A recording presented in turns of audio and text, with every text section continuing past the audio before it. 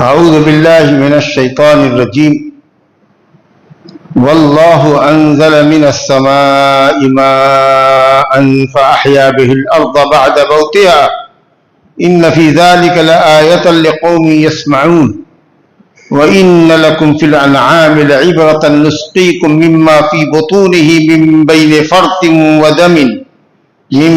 فرث ودم لبنا خالصا سائغا للشاربين ومن ثمرات النخيل والأعناب تتخذون منه سكرا ورزقا حسنا إن في ذلك لآية لقوم يعقلون. وأوحى ربك إلى النحل أن اتخذي من الجبال بيوتا ومن الشجر ومما يعرشون ثم كلي من كل الثمرات فاسلكي سبل ربك ذللا يخرج من بطونها شراب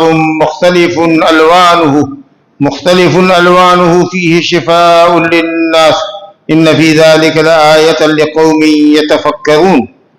والله خلقكم ثم يتوفاكم ومنكم من يرد إلى أرذل العمر لكي لا يعلم بعد علم شيئا إن الله عليم قدير.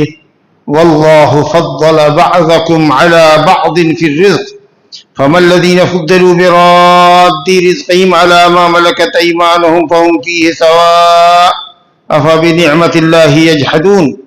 والله جعل لكم من أنفسكم أزواجا وجعل لكم من أزواجكم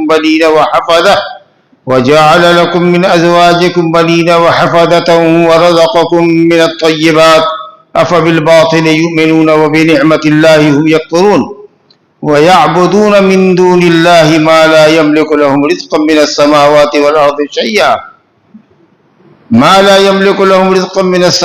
والأرض شيئا ولا يستطيعون فلا تضربوا لله الأمثال إن الله يعلم وأنتم لا تعلمون.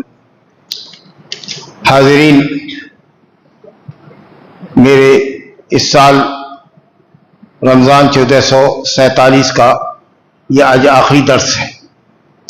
میں نے گزشتہ سال سے سور مفصلات جو سورہ قاف سے صحیح قول پر اور بعض علماء کے قول پر سورہ حجرات سے شروع ہوتی ہے، پچھلے سال بھی میں نے کچھ 12 راتیں آپ کے سامنے تفسیر بیان کی تھی. اس سال بھی کل تک 13 راتوں میں میں نے الحمدللہ سورہ حجرات سے لے کر سورہ مجادلہ تک کی تفسیر ختم کی.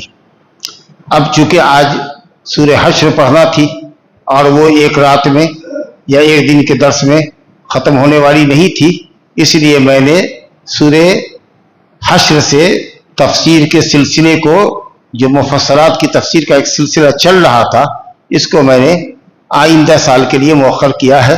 اگر اللہ تعالیٰ نے حیات باقی رکھی، توفیق دی اور مقدر ہوا آپ سے ملنا، تو پھر انشاءاللہ اس سفر کو ہم جاری رکھیں گے. تو آج آپ یہ کہہ سکتے ہیں کہ ہم اپنے ٹریک سے ہٹ کر کچھ بعض ان آیتوں کی تفسیر بیان کرتے ہیں جو آج کی تراویح میں آپ نے آخری 2 رکعتوں کے اندر سنا ہے. اس میں کی ایک رکوع یا کچھ آیات کہہ لیجئے، چند آیات، تقریباً 7-8 آیتیں آپ کے سامنے میں نے ابھی تلاوت کی ہے.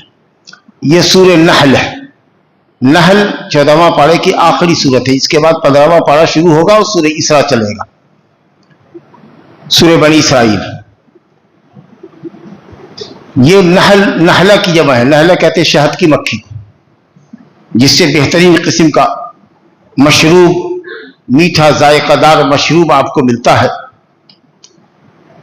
جو نبی صلی اللہ علیہ وسلم کو بہت پسند تھا. آپ کو حلوہ بہت پسند تھا اور آپ کو شہد بہت پسند تھا.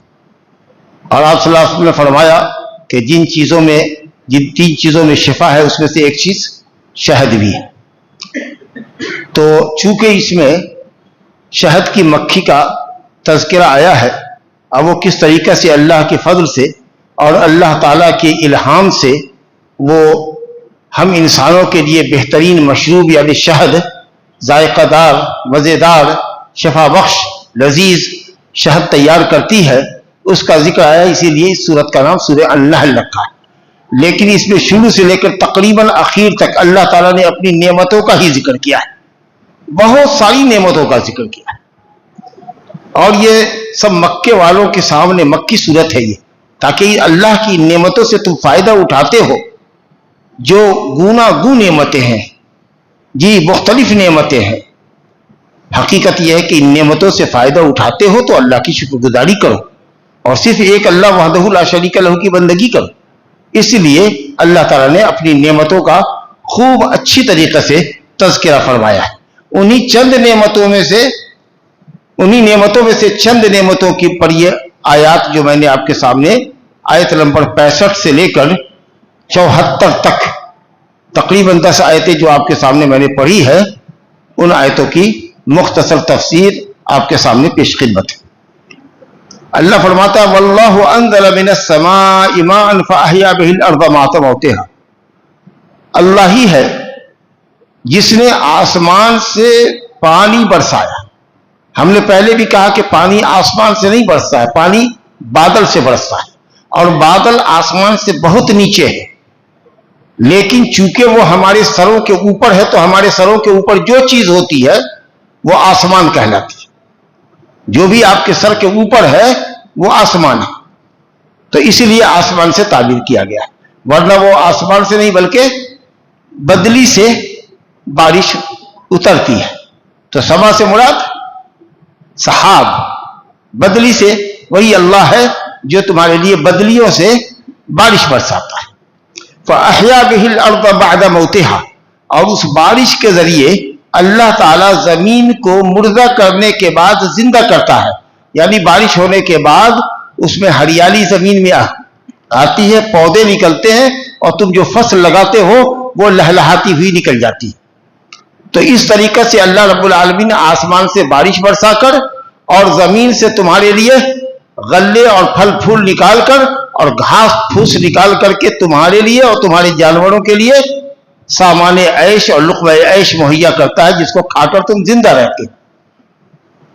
تو اللہ فرماتا ہے ان فی ذلک لآیۃ لقوم یسمعون، اس میں البتہ آیت ہے، عبرت ہے، نشانی ہے، کس چیز کی؟ اللہ تعالیٰ کے خالق ہونے کی، اللہ کے رازق ہونے کی، اور جو خالق ہے اور رازق ہے وہی معبود حقیقی ہے، وہی بندگی کے لائق ہے۔ لیکن یہ کس کے لیے؟ ان لوگوں کے لیے جو سنتے ہیں۔ کس سے سنتے ہیں؟ کان سے نہیں، دل سے سنتے ہیں۔ کچھ لوگ کان سے سنتے ہیں، کچھ لوگ دل سے سنتے ہیں۔ جو لوگ دل سے سنتے ہیں وہ عمل کرتے ہیں، اور جو کان سے سنتے ہیں، ایک کان سے سنتے ہیں دوسرے کان سے اڑا دیتے ہیں۔ تو اللہ نے کہا سننے والوں کے لیے عبرت ہے۔ بہت سارے لوگ سنتے ہیں، کہاں عمل کرتے ہیں؟ اس کا مطلب یہ کہ صرف کان سے سنتے ہیں، کان کو لذت پہنچاتے ہیں، کاش کے دل کے کان سے سنتے ہیں تو بات دل میں بیٹھ جاتی۔ یا ایھا الناس اذکروا نعمت اللہ علیکم هل من خالق غیر اللہ یرزقکم من السماء والارض لا الہ الا هو فأنا یؤفکون۔ اے دنیا کے انسانوں، اللہ کی تم پر جو نعمتیں ہیں اس کو یاد کرو۔ اللہ پوچھتا ہے، چیلنج ہے، هل من خالق غیر اللہ یرزقکم من السماء والارض، کیا اللہ کے علاوہ کوئی اور خالق ہے جو تم کو آسمان سے اور زمین سے روزی دیتا ہے، آسمان سے بارش برساتا ہے، زمین سے تمہارے لیے غلے اور پھل پھول اگاتا ہے؟ ہے کوئی اللہ کے علاوہ جس نے تم کو پیدا کیا ہو اور جو آسمان سے بارش برساتا ہو اور زمین سے پودے نکالتا ہو، غلے پیدا کرتا ہو؟ ہے کوئی اللہ کے علاوہ؟ نہیں نا، لا الہ الا ہوا۔ تو اس سے سمجھ میں صاف بات آ گئی کہ معبود حقیقی اللہ ہے۔ فَأَنَّا تُؤْفَكُونَ، کدھر بھٹک رہے ہو؟ اللہ کا در چھوڑ کے کدھر جا رہے ہو؟ بتوں کے سامنے سجدہ ریز ہو، قبروں کے سامنے سجدہ ریز ہو؟ کیا زبردست بات کہی۔ آئیے دوسری آیت دیکھیے، وَإِنَّ لَكُمْ فِي الْأَنْعَامِ لَعِبْرَةً، اللہ کہتا ہے کہ یقیناً تمہارے لیے چوپایوں میں عبرت ہے۔ چوپایوں میں جو 4 پیر کے ہوتے ہیں، لیکن مراد اس سے یہاں پر اونٹ اور اونٹنی اور گائے اور بیل اور بکری اور بکرا اور بھیڑ اور دمبا، 8 قسم کے جانور جو ہم قربانی میں ذبح کرتے ہیں، مذکر مؤنث ملا کر کے 8 جوڑے ہوئے، 8 ازواج، یہی 8 جوڑوں کی قربانی ہم لوگ کرتے ہیں۔ اللہ نے کہا کہ ان میں تمہارے لیے بہت ہی عبرت ہے، نصیحت ہے اس بات کے اوپر کہ ان جانوروں کا خالق ایک اللہ ہے جو لائق بندگی ہے۔ अनआम नुस्कीकुम मिम्मा फी बुतूनिह, हम तुमको पिलाते हैं क्या। इन 8 किस्म के जानवरों में 4 जो मुअन्नस है, ऊंटनी और गाय और बकरी और दुम्बा, ये भेड़ मुअन्नस, इसके पेट से हम तुमको पिलाते, क्या पिलाते हैं, दूध। जिक्र नहीं है लेकिन सियाक से समझ में आता है कि हम तुमको दूध पिलाते हैं, उसके पेट से निकलता है, जानवर के पेट से निकलता है। मिन बैने फर्सिन व दमिन, गोबर और खून के दरमियान से दूध निकलता है। लबनन खालिसन, खालिस दूध जिसमें न गोबर की मिलावट होती है न खून की आमेजिश होती है। सायगल लिशारिबिन, जो पीने वालों के लिए बड़ी लजीज होती है और आसानी से हलक के नीचे दूध उतर जाता है। अल्लाह, क्या जबरदस्त बात है। हजरत अब्दुल्ला बिन अब्बास रजी अल्लाह अन्हु कहते हैं कि जानवर जब चारा खाता है, घास खाता है, भूसा खाता है, जो उसका चारा है, जब वो खाता है तो वो उसके पेट में जाके मैदे में जाकर के हजम होता है। और मैदे के ऊपर, जैसा कि आप सब जानते हैं कि उसके ऊपर जो है लीवर है और सारा फंक्शन लीवर का होता है। लीवर उसको डिस्ट्रीब्यूट करता है, कुछ हिस्सों से खुराक के कुछ हिस्सों को खून में तब्दील कर देता है, जो रगों में होकर के दिल तक पहुंचता है, वहां से पूरे बॉडी को सप्लाई होता है। और कुछ हिस्सा जो नीचे का होता है वो गोबर बन करके खास रास्ते से निकल जाता है जानवर के, और बीच का जो हिस्सा होता है उस घास का, वो दूध में तब्दील होकर के थन में चला जाता है। क्या जबरदस्त अल्लाह का कमाल है, कुदरत है। एक ही घास है, वो खून भी बन रहा है, खून भी बन रही है, गोबर में भी तब्दील हो रही है, और उससे दूध भी बन करके थन में तुम्हारे जानवर के आता है। कितनी बड़ी निशानी है इसमें समझने वालों के लिए। न गोबर की आमेजिश न खून की आमेजिश, खालिस होता है, खालिस वाले प्योर। अल्लाह ने तो खालिस दूध निकाला है, लेकिन ये ग्वाले, दूध बेचने वाले, चाहे वो जात के ग्वाले हो कि मुसलमान ग्वाले हो, उसमें पानी मिला देते, ये बेईमानी करते हैं। अपने पीने के लिए हो, गाढ़ा दूध है तो पानी मिला करके उसको थोड़ा पतला करके पियो, लेकिन बेचने के लिए पानी मिलाते हो तो गिश है, धोखा है, हराम, हराम रोजी कमाते हो। अल्लाह कहता है लबनन खालिस, खालिस दूध होना चाहिए, प्योर होना चाहिए। जब अल्लाह गोबर और खून से पाक निकालता तो तुम क्यों पानी मिला करके उसको इम्प्योर करते हो। सायकन, बहुत ही पीने में आरामदेह है। कभी किसी को देखा है कि दूध पीने के लिए उसको फिर ऊपर से पानी पी करके दूध को निगलने के लिए पीना पड़ता है, दूध कहीं जाकर के हलक में ठहर जाता हो है, और उसको पीने के लिए कुछ और लिक्विड की जरूरत पड़ती हो। अल्हम्दुलिल्लाह, पीते चले जाइए। चावल रोटी खाइएगा तो फंस जाएगा, गले में जाके अटक जाएगा, तो ऊपर से आप पानी पीते हैं तो निगलते हैं। अल्हम्दुलिल्लाह, दूध एकदम आसानी से जाता है, खूब मजेदार होता है, खूब ताकत होता है। नबी सल्लल्लाहु अलैहि वसल्लम जब दूध पीते थे तो कहते अल्लाह और दूध पिला, जिदना मिन हो, यही खूब दे। लेकिन दुनिया में कोई दूसरी ग़िज़ा खाते थे तो कहते थे कि अल्लाह इससे बेहतर खिला, जो भी खिलाया है तूने इससे बेहतर खिला। लेकिन जब दूध आप पीते थे तो कहते थे कि अल्लाह यही खूब पिला, इतनी अच्छी चीज है। अल्लाह की इस नेमत पर उसकी शुक्रगुजारी करो। अनआम अरबी में मुज़क्कर भी इस्तेमाल होता है, मुअन्नस भी इस्तेमाल होता है। मुज़क्कर भी यानी लफ्ज के तौर पर, यहां देखिए व इन लकुम फिल अनआम लइब्रतन नुस्कीकुम मिम्मा फी बुतूनिही, अनआम बोला और बुतूनिही ही मुज़क्कर के लिए आता है। और अल्लाह ताला ने दूसरे मकाम पर फरमाया व इन लकुम फिल अनआम लइब्रतन नुस्कीकुम मिम्मा फी बुतूनिहा व लकुम फीहा मनाफिउ कसीरतुन व मिनहा ताकुलून। अल्लाह उसके पेट से खिलाता है, तो ही है और वहां हा है, तो गोया के दोनों इस्तेमाल होता है, मुज़क्कर और मुअन्नस दोनों ही इस्तेमाल होता है। ये लफ्ज अनआम का लफ्ज तो देखिए, लफ्ज को देखिए तो मुज़क्कर है, और लफ्ज अनआम के अंदर चूंकि 4 तरह के जानवरों का मजमुआ शामिल है, इसलिए मजमुआ के एतबार से मुअन्नस इस्तेमाल हुआ है। और खूब मुनाफे हैं तुम्हारे, बहुत से मुनाफे हैं। सवारी करते हो, हल चलाते हो जी, उसके रुए को, बाल को काट करके कपड़े बनाते हो, कंबल बनाते हो, اور اس کے بعد گوشت کھاتے ہو. ماشاءاللہ یہ چاروں جانور جو ہمارے ہیں, مذکر ہو یا مؤنث ہو, ان کے گوشت ہمارے لیے بہت ہی پاکیزہ ہے.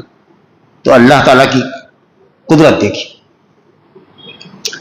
تیسری آیت ملاحظہ کیجیے, وَمِن ثَمَرَاتِ النَّخِيلِ وَالْأَعْنَابِ تَتَّخِذُونَ مِنْهُ سَكَرًا وَرِزْقًا حَسَنًا. اللہ تعالیٰ کا یہ بھی فضل ہے تمہارے لیے کہ اس نے کھجور کے درخت کے پھلوں سے, اصل میں کھجور کے پھلوں سے کہیں گے تو کمی سمجھے گا, نخیل کہتے ہیں کھجور کے درخت کو. تو کھجور کے درخت سے جو پھل نکلتا ہے اس کو ہم لوگ کیا کہتے ہیں؟ تمر. اس کو بھی کھجور ہی بولتے ہیں, اور درخت کو بھی کہتے ہیں کھجور کا پیڑ ہے یہ. تو کھجور کے پیڑوں سے یا کھجور کے پیڑوں سے اللہ تعالیٰ تمہارے لیے پھل نکالتا ہے, جس کو رطب بھی کھاتے ہو, منہ میں رکھا گل گیا حلوے کی طرح سے, اور تمر بھی ہوتا ہے جو تھوڑا سخت ہوتا ہے, اور خرما بھی ہوتا ہے جو اور سخت ہوتا ہے. سمجھا؟ اور فرمایا والاعناب, اور انگور کے پھلوں کو بھی اللہ نے تمہارے لیے پیدا کیا ہے. اس سے بھی تم رس گارتے ہو, رس بھرا انگور کھاتے ہو جی, اور جوسر میں رکھ کر کے اس کو پیڑتے ہو تو اس سے انگور کا جوس نکلتا ہے, تو اس کو پیتے ہو. کافی انرجیٹک ہے, طاقت دیتا ہے, خون بڑھاتا ہے. ماشاءاللہ ذائقہ دار ہے, اگر میٹھا ہو تو کیا کہنا. تو کھجور کے درختوں کے پھلوں سے اور انگور سے, رس والے انگور سے, جس کو رس والا کھاتے ہو اور پھر منقع اور زبیب بنا کر کے کھاتے ہو. تتخذون منہ سکرا, غور کیجیے گا, اللہ کہتا ہے کہ ان دونوں سے تم شراب بناتے ہو اور پیتے ہو. یہ بھی اللہ تعالیٰ کی نعمت ہے, لیکن یہ نعمت مکے میں تھی جہاں شراب حلال تھی. تو یہ صورت مکی ہے, اس لیے اللہ تعالیٰ کھجور سے اور انگور سے بننے والی شراب کو اللہ تعالیٰ بطور انعام کے, نعمت کے ذکر کر رہا ہے. لیکن مدینے کے اندر آیات آئی مرحلہ وار اور شراب حرام کر دی گئی. تو آپ یہ کہہ لیجئے کہ یہ ٹکڑا جو آیت کا ہے کہ کھجور کے پھلوں سے اور انگور کے رسوں سے تم شراب بناتے ہو, یہ حصہ منسوخ ہے, کیونکہ اب حرام ہے. اب حرمت کے 3 مرحلے رہے. سورہ بقرہ میں اللہ نے کہا وَيَسْأَلُونَكَ عَنِ الْخَمْرِ وَالْمَيْسِرِ قُلْ فِيهِمَا اسْمٌ كَبِيرٌ وَمَنَافِعُ لِلنَّاسِ وَإِسْمُهُمَا أَكْبَرُ مِنْ نَفْعِهِمَا. لوگ پوچھتے ہیں آپ سے شراب کے بارے میں اور جوئے کے بارے میں, کہیے کہ ان دونوں میں گناہ بہت بڑا ہے, تھوڑا فائدہ ہے. جواری کو جیت لیتا ہے تو فائدہ ہوتا ہے, شرابی شراب پی لیتا ہے تو بستی اور ضرور اس کو آتا ہے, اب کچھ تجارتی فائدہ بھی ہوتا ہے. لیکن یاد رکھو ان سے جو گناہ ہوتا ہے وہ تمہارے اس نفع سے کہیں زیادہ ہے. تو جو عقل مند لوگ تھے مدینے میں, انہوں نے کہا کہ جب اس میں نقصان کا پہلو زیادہ ہے اور نفع کم ہے تو ہم کو چھوڑ دینا چاہیے. تو کچھ لوگوں نے شراب چھوڑ دی, لیکن اس میں حتمی طور پر, جزمی طور پر صراحت کے ساتھ جوا اور شراب کی حرمت کا حکم نہیں آیا.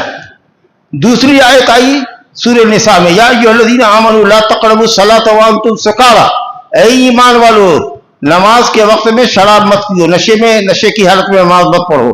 تو ظہر کے وقت شراب پیا اگر تو عصر کے وقت تک نہیں جاتا اس کا اثر, عصر میں پیا تو مغرب تک نہیں جاتا, مغرب میں پیا تو عشاء تک نہیں جاتا. تو اتنے وقت تک باز رہے لوگ, حرام ہو گیا, منع ہو گیا. کہا گیا کہ نماز کے وقت میں نہ پیو, اس کا مطلب ہے کہ عشاء کی نماز جا کر کے پڑھ کر کے اور اس کے بعد شراب پی لیتے جتنی چاہت ہوتی, اور فجر کے وقت تک میں ان کا نشہ ختم ہو جاتا تو فجر میں آ جاتے. تو اب صرف ایک ہی ٹائم ان کے شراب کا رکھا گیا, وہ تھا عشاء سے لے کر فجر تک.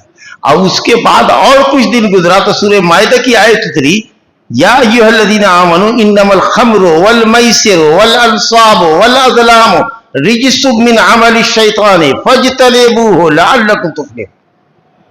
اے ایمان والو, شراب, جوا اور بت اور آستانے اور پانسے کی تیر جس سے قسمت کا حال معلوم کرتے ہو, یہ سب ناپاک ہیں, سب شیطانی عمل ہے. ان کو فاجتنبوہ, ان سے دوری اختیار کرو. 3 طریقہ سے اللہ نے اس کو حرام کیا, اور آخر میں کہا شراب اور جوئے سے ہونے والے نقصانات کا ذکر کر کے اللہ فرماتا ہے فہل انتم منتہون، رکتے ہو؟ اللہ اکبر۔ صحابہ کرام نے جب یہ کان میں ان کی آواز پہنچی کہ رکتے ہو، نقصان یہ بتایا گیا ہے ناپاک ہے، شیطانی عمل ہے، نماز سے روکنے والی چیز ہے، جھگڑا پیدا کرنے کا ذریعہ ہے، تو صحابہ نے کہا انتہینا یا رب، انتہینا، رک گئے۔ جام ہاتھوں میں لیے ہوئے ہیں، ہونٹ تک لگے ہوئے ہیں، جس کے کان میں جو آیت جہاں گئی وہیں سے گلاس چھوٹ گئے اور مٹکے توڑ دیے گئے اور مدینے کی گلیوں میں شراب بہا دی گئی۔ اس طریقے سے شراب اور جوا ہمیشہ کے لیے حرام کر دیا گیا۔ تو چلو، یہ چونکہ مکی صورت ہے اس لیے کہا گیا کہ کھجور سے اور انگور سے تم شراب بناتے ہو، یہ بطور نعمت کے اللہ نے ذکر کیا مکی صورت کے اندر۔ بات سمجھ میں آ گئی؟ اور اس کے بعد کہتا ہے اللہ تعالیٰ وَرِزْقًا حَسَنًا، اور بہترین روزی کی شکل میں بھی تم اس کو استعمال کرتے ہو، رطب کھاتے ہو، کھجور کبر کھاتے ہو، انگور رس بھلا کھاتے ہو، یوں منہ میں لے کر کے مزہ لیتے ہو، جوس بنا کے مزہ لیتے ہو، منقع کشمش بنا کے مزہ لیتے ہو۔ ان فی ذلک لآیات لقوم یعقلون، اس میں عقل والوں کے لیے نشانی ہے کہ اللہ تعالیٰ نے تمہارے لیے کتنے اچھے مزیدار پھل پیدا کیے جو ذائقہ دار ہے۔ کیا ضمیر کو جھنجھوڑنے والی آیت ہے۔ اتنی نعمتوں سے فائدہ اٹھا کر بھی اللہ تعالیٰ کی شکر گزاری نہیں کرتے، بندگی اس کے لیے خالص نہیں کرتے۔ اب تک نچوڑنے والی چیز کا ہی ذکر ہوا ہے، دودھ کو گاڑتے ہو، تھن سے گاڑتے ہو، شراب بھی گاڑ کے بناتے ہو، گاڑنے ہی کا بھی ذکر ہے۔ ایک چیز اور آئی وَأَوْحَى رَبُّكَ إِلَى النَّحْلِ، یہی لفظ نحل ہے جسے سورت کا نام نحل رکھا گیا۔ اور تمہارے رب نے، اے نبی تمہارے رب نے شہد کی مکھی کے اندر وحی کی، الہام کیا۔ وحی والے الہام، وحی اصل میں کہتے ہیں کہ کوئی شریعت کی بات یا شریعت کے بعد فرشتے کے ذریعے نبی تک پہنچائی جائے۔ کوئی بات کسی کو پوشیدگی کے ساتھ کان میں کہنا، یہ عربی زبان میں وحی ہوتی۔ اور آیات کریمہ لے کر کے جبریل آیا کرتے تھے نبی صلی اللہ علیہ وسلم کے پاس، تو یہ تو وحی ہوئی۔ وحی کا معنی ایک الہام ہے، وحی کا معنی الہام ہے۔ جیسے وَأَوْحَى رَبُّكَ إِلَى النَّحْلِ، فرشتہ تھوڑے آیت لے کے اترتا ہے شہد کی مکھی کے بعد۔ شہد کی مکھی کے اندر اللہ نے یہ سوجھ بوجھ ڈال دی، اس کے اندر یہ الہام کر دیا۔ حضرت موسیٰ کی ماں کے دل میں اللہ نے الہام کر دیا کہ سپاہی گھر میں آوے اور تمہارے بچے کو پکڑ کے قتل کر دے، اس سے پہلے تابوت میں بند کر کے ندی میں بہا دے، جو فرعون کے محل سے جا کے ٹکرائے گا، اور اسی کے گھر میں ہم موسیٰ کی پرورش کریں گے، جس کے ہاتھوں فرعون کا، اس کی سلطنت کا خاتمہ کریں گے۔ جی، اس کا دشمن اسی کے گھر میں پلے گا، سمجھ گئے؟ اور وہی کہتے اشارہ کرنے کو، حضرت زکریا علیہ السلام کو جب بیٹا کی بشارت ملی تو اللہ تعالیٰ کہا کہ کیا نشانی ہے، کیا نشانی ہے؟ تو کہا کہ تم 3 دن بول نہیں سکو گے، زبان نہیں کھلے گی، لیکن ہاں ذکر و اذکار کرنے کے لیے صرف زبان کھلے گی، لوگوں سے بات کرنے کے لیے نہیں کھلے گی۔ تو قوم میں نکلے بشارت دینے کے لیے کہ ہمارا وارث آ رہا ہے، ہمارا بچہ اس بڑھاپے میں ہم کو مل رہا ہے، ہماری بیوی کے بانجپن میں، جو ہماری توحید کی دعوت کو پھیلائے گا۔ فَأَوْحَى إِلَيْهِمْ أَن سَبِّحُوهُ بُكْرَةً وَأَصِيلًا، یا بُكْرَةً وَعَشِيًّا، حضرت زکریا نے قوم کو کہا، یعنی تسبیح اللہ کی کرو، اشارہ دیا کہ تسبیح کرو، اللہ مجھ کو اولاد دینے والا ہے۔ سمجھ آئی؟ اور اللہ تعالیٰ کسی کو حکم کرتا ہے تو حکم کرنے کو بھی وہی کہا ہے۔ یومئذ تحدث اخبارها بان ربک اوحی لها، قیامت کے دن زمین اپنے اندر کے بوجھ کو نکالے گی، سب خبر دے گی کیا ہوا، اس کے پیٹھ کے اوپر لوگوں نے کیا گناہ کچھ کیے۔ کیوں؟ یہ اس وجہ کہ تمہارے رب نے اس کو حکم کیا ہے۔ تو وہی کا معنی حکم بھی ہوتا ہے۔ اللہ کتنا معنی ہے وہی کا، بالکل کتنا اچھا علم اللہ تعالیٰ دے رہا ہے آپ کو۔ کہا کہ ہم نے، اے نبی تیرے رب نے शहद की मक्खी के अंदर, उसके अंदर ये वही की यानी इल्हाम किया, कैसे तुमको जाना है, कैसे क्या फल का रस चूसना है, मीठे फल का रस चूस के लावेगी, समझा, और लोगों के लिए बेहतरीन मशरूब तैयार करेगी। कहा अली तखरी मिनल जिबाल बुयूतन, ए शहद की मक्खी हो, ये जो हमारे यहाँ काली काली मक्खी जो घूमती रहती है, इसको हम लोग भगाते हैं, उससे जस्ट डबल दुगना होती है शायद। ये तो बिल्कुल काली होती है, लेकिन उसका रंग जरा भूरा होता है और लाली पर माइल होता है। और देखिए उसकी सूंड कैसी जो होती है, उसके अंदर सुई होती है, शहद की मक्खी काटती है ना, तो जब किसी से डर उसको लगता है तो फौरन वो डंक मारते। क्या कमाल है अल्लाह की कुदरत। लेकिन वो जहर जो होता है उसके अंदर, वो हिलाकत वाला जहर नहीं होता, थोड़ी देर के लिए तकलीफ होती है, फिर वो खत्म हो जाता है। लेकिन अगर शहद की मक्खी को पकड़ करके उसके मुंह से उस सुई को निकाल दो तो उसी वक्त मर जाएगी। तुमको चुभाती है तो तुम नहीं मरते हो, लेकिन अगर तुम उसकी सुई को निकाल दो तो वो मर जाएगी। ज़ुलूदी पढ़ने वालों से समझोगे। और उसमें कितनी नस्लें होती, मुज़क्कर होता है, मुअन्नस होती है, और एक मुज़क्कर भी नहीं होता, मुअन्नस भी नहीं होता। मुज़क्कर का काम छत्ते की पहरेदारी करना है, वो अंदर बैठता है, भन बनाता है, ताकि कोई उसके छत्ते को जो शहद जमा कर हो रहा है उसको कोई खराब ना करे। और मुअन्नस मुज़क्कर से मिल करके नस्ल पैदा करती है। और कुछ मुअन्नस और कुछ जो होता है, न मुज़क्कर न मुअन्नस, वो जा करके शहद जमा करके लाता, फलों से रस चूसता, नफा बख्श फलों से, मीठे फलों से। आज जब पेट में चला जाता है तो वो आकर के यहां आती है। अब क्या कमाल है, छत्ते के मुंह के ऊपर उसकी सरदार होती है वहां बैठी हुई, जो उसके मुंह को सूंघती है कि कोई जहर का मादा तो लेके नहीं आई, वही उसको कतर की फेंक देती है कि ये धोखा बढ़िया ला। अल्लाह अकबर। और घर कैसा बनाती है, सारी इंजीनियरिंग फेल है। कई खाने में अपने घर को बांटती है वो, और हर खाने में मुसद्दस घर बनाती है, छकोना, छौघरिया जिसको कहते हैं, 6 घर बनाती है, 6 घर। क्यों? इसलिए कि 6 घर बनाने के बाद सारे घरों को जब मिलाया जाएगा तो सब घर एक दूसरे से मिल जाएगा। बाकी दुनिया में 2 घर बनाओ, 3 घर बनाओ, 5 घर बनाओ, 7 घर बनाओ, 9 घर बनाओ, 10 घर बनाओ, अगर 10 घर का कोना बना तो एक 10 घर का, एक 10 घर का, कभी उसके कोने नहीं मिलेंगे। कुदरत का कमाल देखिए, क्या इंजीनियरिंग। ये 6 घर ही बनेगा तो 6 घर 6 घर 6 घर 6 घर मिलकर के एकदम कंप्लीट बनेगा और कहीं कोई गैप नहीं रहेगा। अल्लाह अकबर। और जब वो शहद तैयार हो जाता है तो जब उसको तुम छोलते हो, गड़ागड़ उसके अंदर से शहद निकल रहा होता है, दूध भी गड़ागड़ निकल रहा है, खजूर और अंगूर से भी रस गर रहा है, शहद की मक्खी के पेट से भी शहद गर रहा है। क्या कमाल है। कहा अल्लाह ने कि हमने शहद की मक्खी के दिल में ये बात डाली कि जा पहाड़ों के अंदर घर बना, दरख्तों पे घर बना, लोगों की छप्परों में घर बना, सुम्मा कुली मिन कुल्ली समरात, और हर तरह के अच्छे फलों से जाकर के रस चूस के ला, फसलों की सुबह रब्बे के ज़ुलला, अपने रब के रास्तों पर चलती चली जा, मैंने तुमको तुम्हारे लिए उन रास्तों को आसान कर दिया है।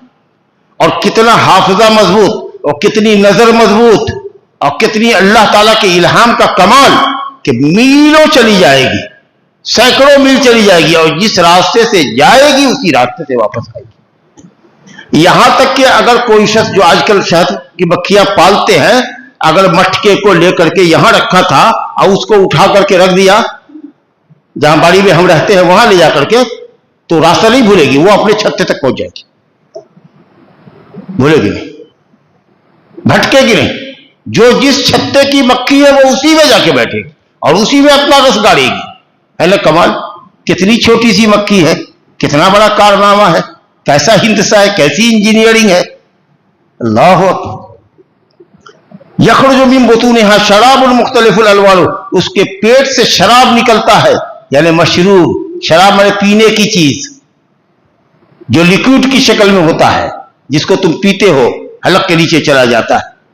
मुख्तलिफुल अलवान हो, मुख्तलिफ सीजन में मुख्तलिफ रंग होता है, मुख्तलिफ फलों का रस चूसती है तो मुख्तलिफ होता है।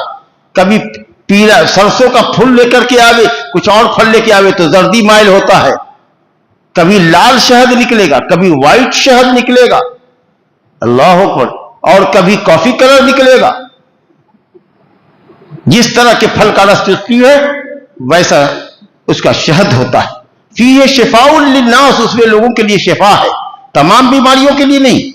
شفاء نکرہ استعمال ہوا ہے لیکن جملہ اثباتیہ ہے، اس میں شفا ہے، یعنی شراب اس کے شہد کے اندر شفا ہے، لیکن ضروری نہیں کہ ہر بیمار کے لیے شفا ہو. بہت سے لوگوں کو ڈاکٹر منع کرے گا شہد نہیں کھائیے گا. جی اب جائیے شوگر کے مریض ہے، کہیے گا کہ سر شہد پی سکتے کل، بہت بڑھ جائے گا آپ کا، تو کہیے گا اللہ تعالیٰ کہتا ہے شفا ہے. تو اللہ تعالیٰ نے کہا کہ سب بیماری میں ہے، یہ کہا کہ اس میں شفا ہم نے رکھی ہے، بہت سے بیماروں کے لیے شفا ہے. مفرد یعنی خالی شہد لینے میں، یا مرکب دواؤں میں استعمال کرنے کے یہاں حکیموں کے یہاں مفرد اور مرکب کی ترکیب ہے. ایک دم اکیلے کھاؤ تو مفرد، اور دواؤں کے ساتھ ملا کر کے کھاؤ تو مرکب. اور بہت سے مریض ہوتے ہیں جن کے لیے وہ نقصان دہ ہے. تو اللہ نے یہ نہیں کہا کہ تمام بیماریوں کے لیے شفا ہے، اصل میں شفا ہے تو یقیناً شفا ہے، بہت سی بیماریوں کے لیے شفا ہے. ایک آدمی آیا نبی صلی اللہ علیہ وسلم کے ساتھ، غالباً ابو سعید خدری کی روایت ہے بخاری شریف میں، یا رسول اللہ میرے بھائی کو دست آ رہا ہے. کہا جا کے شہد پلا. گیا تو اور دست تیز ہو گیا. کہا یا رسول اللہ شہد پلائے تو اور تیز ہو گیا. کہا اور پلا، اور پلاؤ. 3 مرتبہ کے بعد آیا، کہا کہ دست نہیں رک رہا ہے. تو آپ نے کہا کہ اللہ سچا اور تیرے بھائی کا پیٹ جھوٹا، جا 1 مرتبہ اور پلا. گیا پلایا تو 4تھی مرتبہ پیا تو دست بند. اب جتنا علم تھا اس کے آنت میں سب کو شہد نے نکال دیا، اب پیٹ بالکل صاف اچھا ہو گیا. تو اللہ نے شفا رکھی ہے. ان فی ذلک لآیۃ لقوم یتفکرون، اس میں غور و فکر کرنے والوں کے لیے بڑی نشانی ہے. جی واللہ خلقکم ثم یتوفاکم، اللہ نے تم کو پیدا کیا، ٹھیک ہے پیدا کیا، ثم یتوفاکم، پھر وہ تمہیں وفات دیتا ہے. پیدا ہوتے ہو ماں کے پیٹ سے، کوئی بچہ میں چلا جاتا ہے، کوئی 10 سال کا ہو کے جاتا ہے، کوئی جوان ہو کے جاتا ہے، کسی نے ابھی شادی کی ہے ابھیان ہو کے چلا گیا، صبح ہو کے چلا گیا، کوئی ادھیر پن میں جاتا ہے، اور کسی کو اللہ تعالیٰ ایسا جھرکٹ بوڑھا بنا دیتا ہے کہ وہ جو کچھ جوانی میں جانتا تھا، جو بھی اس کے پاس علم اور عقل تھی وہ سب ختم ہو جاتی، اس کے حواس ختم ہو جاتے. جی عقل اس کی کام نہیں کرتی ہے، سارے دانت جھڑ جاتے ہیں، تتلی زبان میں بولتا ہے، کچھ بات سمجھ میں نہیں آتا ہے. اللہ اکبر، یہ ارذل عمر کی حالت ہے. اس سے پناہ چاہا گیا ہے، پناہ چاہی گئی ہے. نبی صلی اللہ علیہ وسلم دعا پڑھتے تھے تشہد میں، اللہم انی اعوذ بک من البخل، بخالت سے پناہ چاہتا ہوں. بخالت اچھی صفت نہیں ہے، سخی بنو، دینے والے رہو، بخیل مت بنو. تو بخل سے اللہ پناہ چاہتا ہوں، کسل سے پناہ چاہتا ہوں، سستی سے. وہ ارذل العمر، ردی عمر سے پناہ چاہتا ہوں. وہ عذاب القبر، قبر کے عذاب سے پناہ چاہتا ہوں. ومن فتنة المسیح الدجال، دجال مسیح کے فتنے سے پناہ چاہتا ہوں. ومن فتنة المحیا والممات، اور حیات و موت کے فتنے سے پناہ چاہتا ہوں. یہ وہی عمر ہے. اب کچھ لوگوں نے کہا، ذرا غور سے سنیے گا، 75 سال میں آدمی ارذل عمر کو ہوتا ہے. ارے نہیں، کتنا آدمی ہے پوچھو ان سے، کتنے سال کے ہو گئے، 75 سال کے ہو گئے، ان سے پوچھو. ماشاءاللہ اچھے پیچھے ہیں، جوان دکھ رہے ہیں. ابھی سنا ہوگا کوئی سوشل میڈیا میں کوئی 60 کی 70 سال کا کوئی پاکستانی ہے جسے بیاہ کیا ہے، تو کوئی کہتا ہے 60 کا ہے، کوئی کہتا ہے 70 کا ہے. تو کہاں وہ ارذل عمر کو پہنچا ہے؟ تو کوئی کہتا ہے 75 سال میں ارذل عمر کو پہنچے گا. ذرا غور سے سنو، 75 سال میں، کوئی کہتا ہے 80 سال میں. ہم نے 80 سال میں بھی دیکھا کہ بہت اچھے لوگ ہوتے ہیں. اور سماحت الشیخ بن باز رحمۃ اللہ علیہ 90 سال میں انتقال کیا، اور جتنا بھی علم انہوں نے جوانی میں سیکھا تھا سب یاد تھا. کہیں سے کوئی مسئلہ پوچھ لیے، دلیل کہاں کی حدیث ہے، کس صحابی سے مروی. اللہ، تو ہم ارذل عمر کی کوئی عمر متعین نہیں کر سکتے. مختلف لوگ ہوتے ہیں، کچھ لوگ ہوتے ہیں جو 70 میں اپنا حافظہ کھو بیٹھتے ہیں، کچھ لوگ ہوتے ہیں جو 75-80 میں بھی اچھے رہتے ہیں. لیکن عام طریقے سے 90 کے بعد کی جو عمر ہوتی ہے نا، وہ اسی طریقے سے جاتی ہے. बाज़ उलमा ने कहा है, अल्लाह अकबर अल्लाह अकबर, कहा कि अल्लाह ताला उन उलमा को, गौर कीजिएगा, सोने के पानी से लिखने के लायक अल्लाह ताला ऐसे लोगों में हमको आपको शुमार, कि अल्लाह ताला ऐसे उलमा को जो अपने इल्म के मुताबिक अमल करते हैं, अल्लाह कभी उनको अर्ज़ल उम्र में नहीं पहुंचाता। कुरान और हदीस का जो इल्म अल्लाह ने उनको दिया है और जिस पर वो अमल करते रहे और लोगों को दावत देते रहे, ऐसी कोई इंशाअल्लाह उम्र नहीं मिलेगी कि उनका हाफजा खराब हो जाए और उनका इल्म उनसे नसिया मनसिया हो जाए, दिमाग से दिल से निकल जाए। और बिल्कुल सही कहा, कुरान की आयत तायीद करती है कि अल्लाह ताला लोगों को अस्फलुस साफिरीन में ले जाता है, सुम्मा रज़क़नाहु अस्फलुस साफिरीन इल्लल्लज़ीना आमनू व अमिलुस सालिहात। जो लोग ईमान और अमल वाले हैं, इल्म और अमल वाले हैं, अल्लाह ताला उनको रद्दी उम्र अता नहीं फरमाता। अल्लाह करे कि हमारी भी उम्र वैसी ही रहे जहां हमारा हाफजा, हमारा इल्म हमारे साथ रहे, अमल की तौफीक रहे, अक्ल सलामत रहे। अर्ज़ल उम्र से अल्लाह की पनाह चाहिए, जहां आदमी को खैर और शर की तमीज न रहे, सब इल्म भुला जाए, बिस्तर पर ही पेशाब पैखाने में पड़ा हुआ हो, कुछ नहीं पूछता है, कुछ नहीं समझता है। घर वाले के लिए भी मुसीबत बना हुआ है, घर वाला चाहे न चाहे मगर कहेगा कि साहब काश कि अल्लाह ताला इनको उठा लेता। लेकिन ये बात कैसे लोगों के सामने कहे, समझा कि नहीं? तो अल्लाह ताला अर्ज़ल उम्र से बचाए। तो कहा अल्लाह ने कि अल्लाह पैदा करता है, वही वफात देता है मुख्तलिफ उम्र के स्टेज में, और किसी को अल्लाह इतनी लंबी उम्र अता कर देता है जो अर्ज़ल उम्र है, जिसमें अकल और हवास उसकी काम नहीं करती, आंख से दिखता नहीं, कान से सूझता नहीं, अकल भी काम नहीं कर रही है, इसको अर्ज़ल उम्र कहा गया, रद्दी उम्र। अगर कोई कहे कि जो पेट से बच्चा पैदा हुआ है 2 महीना 4 महीना 6 महीना का होता है, वो भी तो कुछ नहीं समझता है, वो भी तो कुछ बोलो तो नहीं पूछता है, वो भी नहीं सुनता है, पैदा होता है तो देखता है, आंख तो खुली हुई है लेकिन कुछ देखता नहीं है। जब 6 महीना का होगा, कुछ झुंझुना बजाओगे तब वो लपकेगा, अब समात उसकी शुरू हो गई, लपकेगा कुछ चीजों को लेने के लिए, बुलाओगे तो आवाज पर कान धरेगा। तो वही उम्र तो बच्चे की भी होती है, 3-4 महीने के बच्चे की, उसको अर्ज़ल उम्र क्यों नहीं कहा?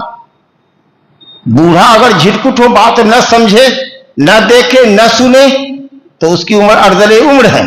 बच्चा अगर पेट से पैदा हुआ है, वो नहीं सुन रहा है, वो नहीं देख रहा है, तो वो अर्ज़ल उम्र क्यों नहीं हुआ? जवाब समझ में आता है, क्योंकि बूढ़ा जब अर्ज़ल उम्र को पहुंचता है तो उसकी हालत अब अच्छी होने वाली नहीं है, वो रद्दी में चला जाएगा। और ये जो बच्चा हुआ है जो अभी नहीं देख रहा है, देखोगे कि 3 महीना के बाद कान सुनेगा, 5 महीना के बाद देखेगा, 6 महीने के बाद लपकेगा। अब ये बढ़ रहा है तरक्की की तरफ और वो बुढ़वा तनज़ली की तरफ जा रहा है, इसीलिए उसकी उम्र अर्ज़ल उम्र है। लेकिन इस छोटे बच्चे की उम्र को अर्ज़ल उम्र, घटिया उम्र, रद्दी उम्र नहीं कहा गया। अल्हम्दुलिल्लाह अल्हम्दुलिल्लाह अला निअमती। चलिए साहब, कहता है अल्लाह ताला कि हम अर्ज़ल उम्र में देते हैं, लेकिन ला यअलम बाद इल्मिन शैया, ताकि वो बूढ़ा अर्ज़ल उम्र में जाकर के उन बातों को, उन इल्मों को भुला दे, न जाने जो वो जानता था। क्या हिकमत है इसमें अल्लाह ताला की कि इल्म वाला था, अक्ल वाला था और ये ऐसी उम्र अता कर दी कि सब भूल गया, ये तो वो जाने। इन्नल्लाह अलीमुन क़दीर, अल्लाह ताला अलीम है, कदीर है, बड़ा जानने वाला है, बहुत कुदरत वाला है। वल्लाहु फद्दल बअदकुम अला बअदिन फी रिज़्क़। अगली आयत देखिए, जबरदस्त आयत है, मुशरिकीन पर अल्लाह ने तौहीद को साबित कर दिया कि वल्लाही अगर दिल में अगर कहीं भी अक्ल है, अक्ल दिल में होती है, याद रखिएगा, दिमाग में नहीं, दिमाग कमांड करता है, कमांड चलाता है। अक्ल और इल्म कहां होता है? दिल में। लहुम कुलूबुन ला याक़िलून बिहा, उनके पास दिल तो है लेकिन उसमें अक्ल नहीं है, यह कुरान कहता है। साइंस कहेगी ना, मेमोरी यहां है, मेमोरी यहां नहीं है, मेमोरी दिल में, लेकिन हार्ट का दिमाग से ताल्लुक है। पहले दिमाग हरकत करता है, दिल से बात नहीं करती, समझ गए? अब साइंस वाले कहते हैं ना, दिल का काम तो सिर्फ ब्लड सप्लाई करना, इल्म और अक्ल तो मेमोरी गुदे में है, दिमाग में है। कुरान कहते नहीं, अक्ल दिल में है। लहुम कुलूबुन ला यफ़क़हून बिहा, दिल तो है लेकिन दिल में अक्ल नहीं है, समझ नहीं है उनके दिल में। तो समझ का और इल्म और अक्ल का ताल्लुक दिल से। अल्लाह ताला देखिए, जबरदस्त दलील है, गौर कीजिएगा। वल्लाहु फद्दल बादकुम अला बादिन फी रिज़्क़, अल्लाह ने तुम में से बाज को बाज पर फजीलत दी रोजी में। तुमको करोड़पति बनाया, उसको लखपति बनाया, उसको हजारपति बनाया, मुख्तलिफ है। किसी को मालदार बनाया, किसी को मोहताज बनाया, गरीब बनाया। फमल्लज़ीना फुद्दिलू बिराद्दिहिम रिज़्क़िहिम अला मा मलकत अयमानुहुम फहुम फीहि सवा। बताओ हमको कि जिनको अल्लाह रब्बुल आलमीन ने रोजी बहुत ज्यादा दी है, मालदार बनाया है, उनके पास गुलाम है। पुराने जमाने में गुलाम होते थे, अब उनके पास नौकर चाकर है। अब फैक्ट्री के मालिक है, आपकी फैक्ट्री में 200 आदमी काम करता है, आप उनको तनख्वाह देते हो, एक महदूद तनख्वाह देते हो, 10,000, 20,000, 25,000, 50,000। आप फैक्ट्री से आप कमाते हो 20 लाख, 25 लाख, 50 लाख, 1 करोड़ का महीना। अल्लाह कहता क्या ऐसा हो सकता है कि तुम लोग पूरी आमदनी लो और जितना तुमको अल्लाह ने दिया है फैक्ट्री मालिक को, तुम सब माल अपने नौकरों के अंदर बांट करके सब इक्वल हो जाओ। जैसे कि कम्युनिज्म कहता था, कम्युनिस्ट सब कहते थे कि कोई मालदार नहीं, कोई गरीब नहीं, दौलत सब में बराबर रहे। नेचर के खिलाफ बात थी और दुनिया से फेलियर हो गया ये कम्युनिज्म का निजाम। ऐसा कर सकते हो ए मक्का वालों कि जो तुम में का मालदार है उसके पास 2, 4, 10 गुलाम है, अपनी जायदाद को उनमें तकसीम कर दो बराबर से, अपनी बीवी भी बराबर से मार दो कि हमारी बीवी के पास हम आते हैं ना, तू भी आया कर, हमारे बिस्तर पर तू भी सोया कर, हमारे दस्तरखान से तू भी खाया कर और हमारे माल में बराबर का हिस्सा तू भी ले लिया कर। कर सकते हो मक्का वालों? जवाब है नहीं। तो कहा जब अपने गुलामों को अपने बराबर तुम नहीं कर सकते तो तुमने अल्लाह के गुलामों को, इंसानों को और इन बुतों को तुमने अल्लाह के बराबर हम पल्ला कैसे कर दिया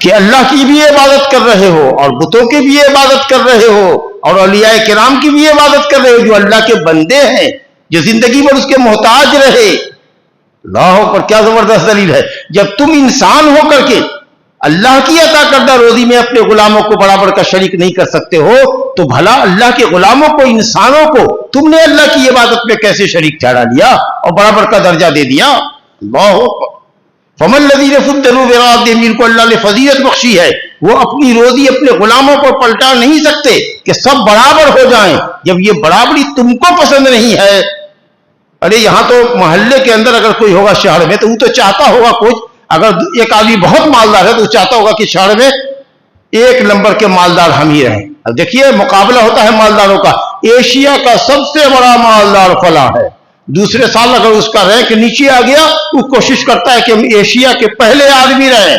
कुछ लोग हैं जो वर्ल्ड में 1 नंबर है, वो चाहते हैं कि हम 2 नंबर पर नहीं आवे। अरे दूसरे को भी 2 नंबर 1 नंबर बनाना दो तो दोनों रहे। क्या कि 5 आदमी हैं, सब ने अपनी अपनी दौलत बना करके बांट करके सब 5 1 नंबर पर ना, हर कोई 1 नंबर पर बनने की कोशिश करता है। यहां गुलामों को, नौकरों को बराबर दे दोगे, मगर तुम अल्लाह के गुलामों को अल्लाह की बंदगी में शरीक कर रहे को दुरुस्त ठहराते हो।